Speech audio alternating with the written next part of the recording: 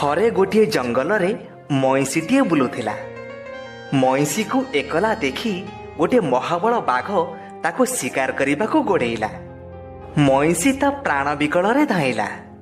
ମଇଁଷିଟି ମନେ ମନେ ଭାବିଲା, ଆଜି ନିଶ୍ଚିନ୍ତ ବାଘ ମୁହଁରେ ପ୍ରାଣ ଯିବ।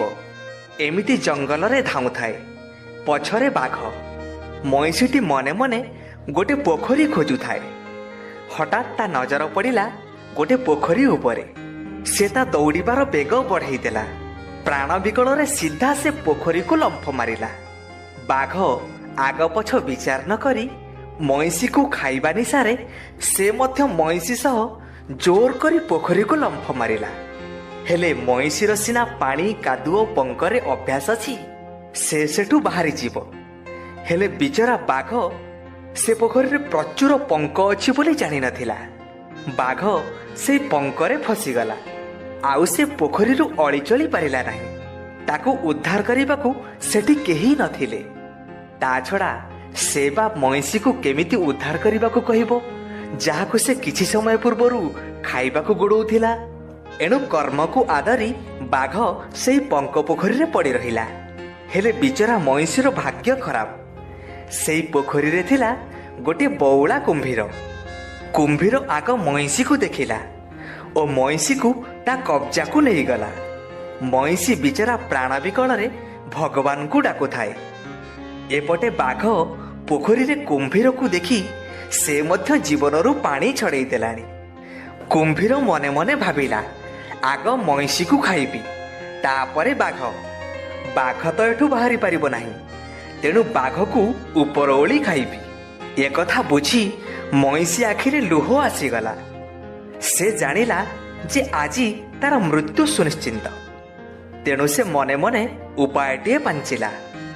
ଜୀବନକୁ ଡର ଛାଡ଼ି କୁମ୍ଭୀରକୁ କହିଲା, କୁମ୍ଭୀର ଭାଇ, ତମେ ତ ଆମ ମଇଁଷି ମାଂସ ଜୀବନରେ ଅନେକ ଖାଇଥିବ, ହେଲେ ବାଘ ମାଂସ କେବେ ଖାଇନଥିବ। ଥରେ ଭାବ, ଯିଏ ହରିଣ, ଠେକୁଆ, ଛେଳି ମାଂସ ଖାଏ, ତା ମାଂସ କେତେ ସୁଆଦିଆ ହେଇନଥିବ। ତେଣୁ କେତେବେଳେ କୋଉ କଥା, ଆଗ ବାଘକୁ ଖାଅ, ଆଉ ମୋ ପିଠିରେ ଶାନ୍ତିରେ ଶୋଇପଡ଼। ମୁଁ ଆଉ କୁଆଡ଼େ ଯିବି? ଯେବେ ବାଘ ମାଂସ ହଜମ ହେଇଯିବ, ତାପରେ ମୋତେ ଖାଇବ। ଏକଥା ଶୁଣି ବାଘ ବି ତାକୁ ବଞ୍ଚେଇବାକୁ ଯାଇ କୁମ୍ଭୀରକୁ କହିଲା, କୁମ୍ଭୀର ଭାଇ, ମୁଁ ତ କେବେ ବି ଏ ପଙ୍କରୁ ବାହାରକୁ ଯାଇପାରିବି ନାହିଁ। ତମେ ମୋତେ ଖାଇବାରେ ଏତେ ବ୍ୟସ୍ତ କାହିଁକି? ଯଦି ମୋତେ ଖାଉ ଖାଉ ମଇଁଷି ଏଠୁ ଛୁ ମାରେ, ତେବେ? ତେଣୁ ଆଗ ତୁମେ ମଇଁଷିକୁ ଖାଅ। କୁମ୍ଭୀର ବିଚାର କଲା, ନା ନା, ମଇଁଷି ଠିକ୍ କଥା କହିଛି। ଯିଏ ହରିଣ, ଠେକୁଆ, ଛେଳି ମାଂସ ଖାଉଛି, ତା ମାଂସ କେତେ ସୁଆଦିଆ ହେଇନଥିବ। ଆଗ ମୁଁ ବାଘ ମାଂସ ଖାଇବି। ତେଣୁ ସେ ସଙ୍ଗେ ସଙ୍ଗେ ବାଘ ଉପରକୁ ଲମ୍ଫ ମାରି ବାଘକୁ ଶିକାର କଲା ଓ ମନ ଭରି ବାଘ ମାଂସ ଖାଇଲା। ବାଘ ମାଂସ ଖାଉଥିବା ବେଳେ କୁମ୍ଭୀର କହିଲା, ଓଃ, କି ସୁଆଦିଆ ମାଂସ!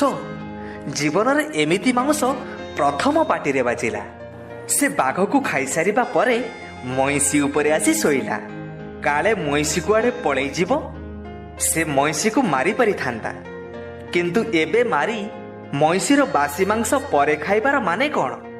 ତେଣୁ ସେ ମଇଁଷିକୁ ନ ମାରି ଆସନ୍ତାକାଲି ଖାଇବାକୁ ରଖିଲା ଓ ମଇଁଷି ଉପରେ ଯାଇ ଶୋଇଲା। ମଇଁଷି ବିଚରା କୁମ୍ଭୀରକୁ ପିଠିରେ ଶୁଆଇ ପାଣିରେ ଏପଟ ସେପଟ ପହଁରୁଥାଏ। କେବେ ବୁଡ଼ୁଥାଏ ତ କେବେ ଠିଆ ହେଉଥାଏ। ଏମିତି କରୁ କରୁ କୁମ୍ଭୀର ବାଘ ମାଂସ ଖାଇ ନିଘୋଡ଼ ନିଦରେ ମଇଁଷି ପିଠିରେ ଶୋଇପଡ଼ିଲା। କୁମ୍ଭୀର ନିଦରେ ଶୋଇଛି ବୋଲି ଏକଥା ମଇଁଷି ଜାଣିପାରିଲା। ମଇଁଷି କୁମ୍ଭୀରକୁ ପିଠିରେ ଶୁଆଇ ଧୀରେ ଧୀରେ ପାଦ ଚିପି ଚିପି କୂଳକୁ ଆସିଲା। କୂଳରୁ ଧୀରେ ଧୀରେ ଉପରକୁ ଉଠିଲା। ପାଦ ଚିପି ଚିପି ମଇଁଷି ପୋଖରୀଠାରୁ ବହୁତ ଦୂରକୁ ଚାଲି ଆସିଲା, ଯୋଉଠି ଆଖପାଖରେ ଟୋପେ ବି ପାଣି ନାହିଁ କି ପୋଖରୀ ନାହିଁ। ଏଥର ମଇଁଷି ପୁରା ସୁରକ୍ଷିତ, କାରଣ କୁମ୍ଭୀରର ସିନା ପାଣିରେ ଦମ୍ଭ, ହେଲେ ଶୁଖିଲାରେ ଏତେ ନାହିଁ। ତା ଛଡ଼ା ମଇଁଷି ସିନା ପାଣିରେ ଦୌଡ଼ି ପାରିବ ନାହିଁ, ହେଲେ ଶୁଖିଲା ଭୂଇଁରେ ଆଉ ତାର କିଏ କ'ଣ କରିବ? ଏଣୁ ମଇଁଷି ପିଠିରେ କୁମ୍ଭୀର ଏବେ ବି ନିଘୋଡ଼ ନିଦରେ ଶୋଇଥାଏ। ସେ ପିଠିରୁ କୁମ୍ଭୀରକୁ ଏକା ଝଟକାରେ ତଳେ ପକେଇଦେଲା। କୁମ୍ଭୀର ନିଦ ଚଟକି ଭାଙ୍ଗିଗଲା। କୁମ୍ଭୀର ଦେଖେ ତ ସେ ତୁଚ୍ଛା ଜଙ୍ଗଲ ଭୂଇଁରେ। ଏକଥା ଦେଖି ତା ମୁଣ୍ଡ ଘୁରେଇ ଗଲା।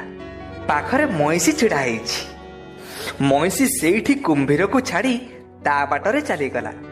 ଏବେ କୁମ୍ଭୀର ପାଖରେ କୋଉଠି ପୋଖରୀ ଅଛି ବୋଲି ଖୋଜି ବୁଲୁଛି।